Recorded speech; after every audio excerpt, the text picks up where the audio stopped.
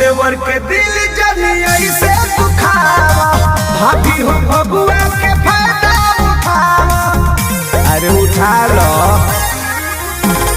सुनवा तो हमरा के गइल सदा के, सरधा पुरावे तरंगवा लगा के।